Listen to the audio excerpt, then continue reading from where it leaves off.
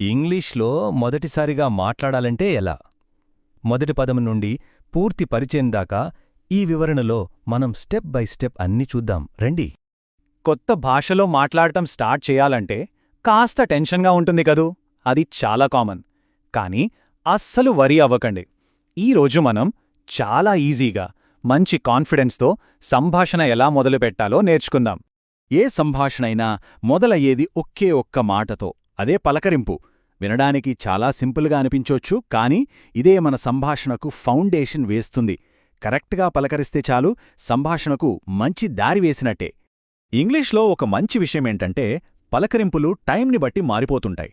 For example, పొద్దున 12 గంటల లోపు అయితే గుడ్ మార్నింగ్, మధ్యాహ్నం నుంచి సాయంత్రం 6 వరకు గుడ్ ఆఫ్టర్నూన్, ఆ తర్వాత గుడ్ ఈవినింగ్. ఇక్కడే చాలామందికి ఓ డౌటొస్తుంది, మరి గుడ్ నైట్ ఎప్పుడు చెప్పాలి? ఇది చాలా ఇంపార్టెంట్ పాయింట్. ఎవరినైనా రాత్రిపూట కలిసినప్పుడు గుడ్ ఈవినింగ్ అనే చెప్పాలి. ఇక వాళ్లతో మాట్లాడటం ముగించి వెళ్తున్నప్పుడు లేదా పడుకోబోయే ముందు మాత్రమే గుడ్ నైట్ చెప్పాలి. ఇది చాలామంది చేసే కామన్ మిస్టేక్, కానీ మనం దీన్ని ఈజీగా గుర్తుపెట్టుకోవచ్చు. పలకరింపుల్లో కూడా ఫార్మల్, ఇన్ఫార్మల్ అనే 2 రకాలుంటాయి. మన ఫ్రెండ్స్, ఫ్యామిలీతో అయితే క్యాజువల్గా హాయ్ లేదా హే అని చెప్పొచ్చు.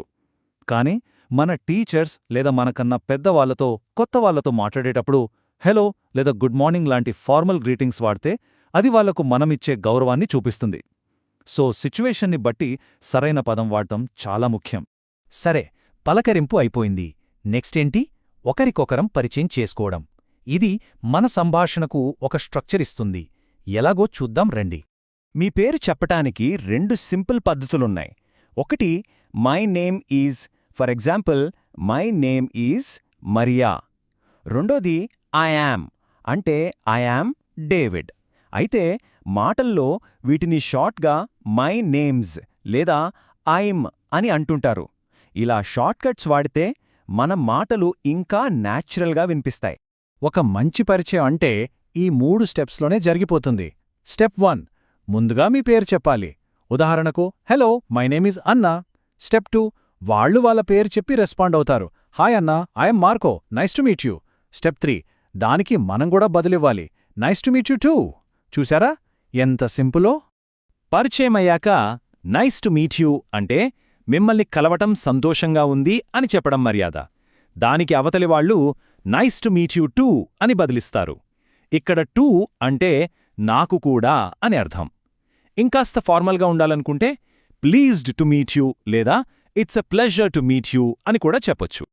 ఓకే, పలకరించుకున్నాం, పేర్లు కూడా తెలుసుకున్నాం. మరిప్పుడు ఈ సింపుల్ ఎక్స్చేంజ్ని ఒక అసలైన సంభాషణగా ఎలా మార్చాలి? దానికి ఒకే ఒక కీలకమైన ప్రశ్న ఉంది. ఎలా ఉన్నారు అని అడగడంలో కూడా ఫార్మల్, ఇన్ఫార్మల్ స్టైల్స్ ఉంటాయి. ఫ్రెండ్స్తో అయితే క్యాజువల్గా హౌజ్ ఇట్ గోయింగ్ లేదా వాట్సాప్ అనొచ్చు. కానీ ఫార్మల్ సిచ్యువేషన్స్లో how are you doing today అనడం చాలా బావుంటుంది.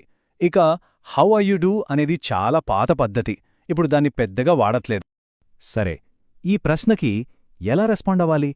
అంతా బాగుంది అని చెప్పడానికి ఐఎమ్ గ్రేట్ లేదా ఐఎమ్ గుడ్ థ్యాంక్స్ అనొచ్చు.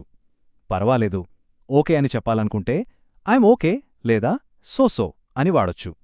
ఒకవేళ నిజంగానే బాగోలేకపోతే నాట్ గ్రేట్ యాక్చువల్లీ అని నిజాయితీగా చెప్పడంలో తప్పులేదు. ఇక్కడ మనం గుర్తుపెట్టుకోవాల్సిన ఒక గోల్డెన్ రూల్ ఉంది.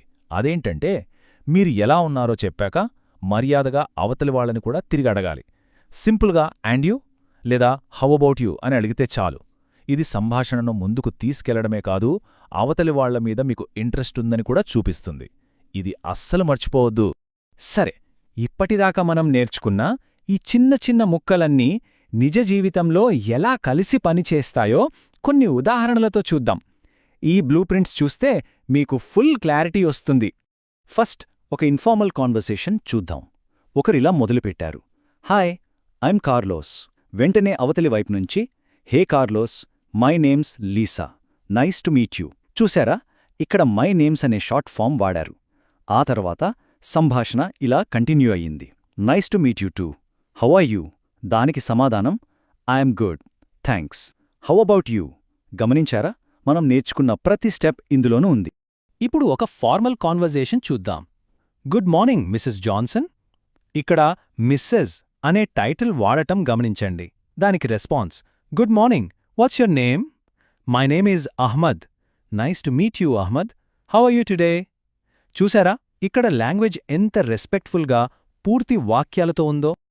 ఓకే, ఆల్మోస్ట్ అన్నీ కవర్ చేశాం.